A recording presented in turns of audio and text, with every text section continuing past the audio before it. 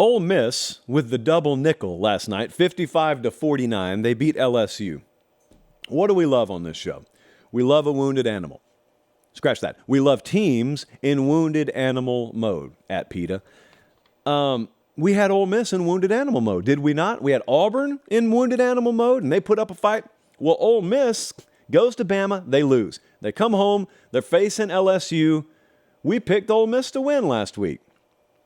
Some people chimed in, as expected, but that's okay. So we end up nailing this one, immunity. And yet I listened to it on the way home last night, and I was like, I had some thoughts about LSU, but we talk about the winners first on this show. Styles make fights. The style of these two teams did not favor LSU in this one.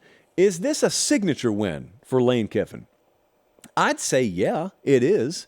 It may not be the biggest win he ever gets, but to this point, man, he needed it. Ole Miss's season was on the line yesterday, and this was Jackson Dart's day.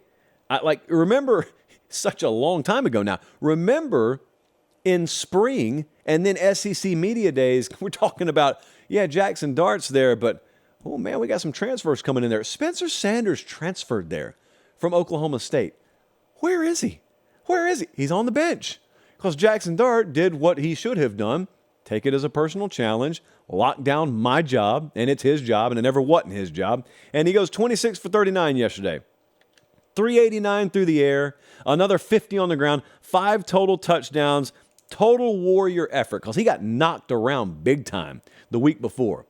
And I always love watching dudes. How does a team respond, and how do you respond after you get grass stained the week before? Ole Miss got grass stained last week, and they played the game of the year to this point for themselves last night. Quinshon Judkins, they've tried to get him back healthy, and I don't know what percentage he was at last night, but 33 carries for 177 yards and a receiving touchdown as well as a rushing touchdown. Good enough for me. He's so good. It was a fight for them to keep him. I imagine you know exactly what I'm talking about, but they kept him. I imagine Lane Kiffin, after last year, walking into those meetings when they're first getting cranked up on 2023, and everyone's trying to figure out, what are we going to do schematically? Hey, which players are we going to target? I imagine him walking in, dropping a pen on the table and say, how about we keep number 4? How about that? How about we keep number 4 home before we decide who we're going to try and go out and get? They did. They kept him home. And now Quinshon Judkins, week by week, looks a little bit more healthy.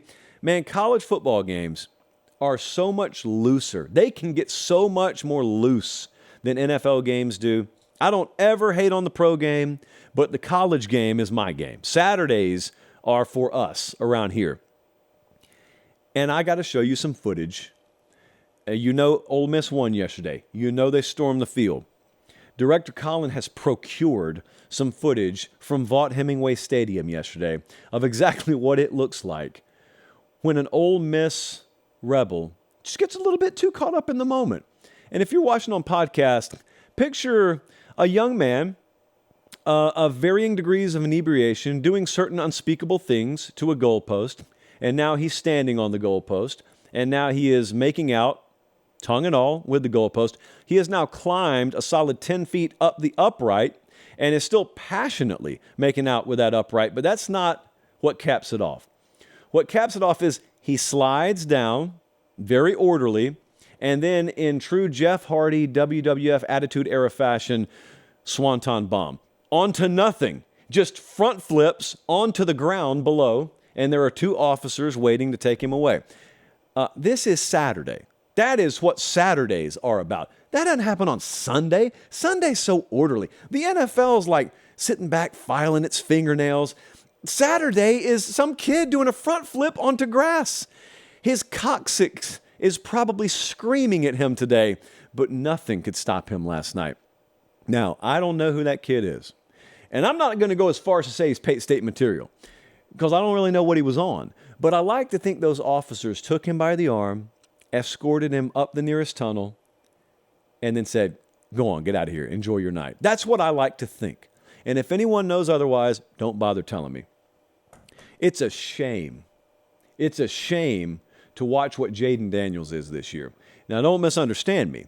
It's awesome to watch him play. LSU's got the best quarterback in the SEC right now. Jayden Daniels was really good last year, and he is that kind of story of someone that was really good, didn't settle, and became great. He is a great quarterback this year. He was 27 of 34 yesterday, 513 total yards, 4 touchdowns. That should be good enough 10 times out of 10 for LSU football, and it wasn't good enough yesterday because they're not good defensively. They're bad. They're bad defensively.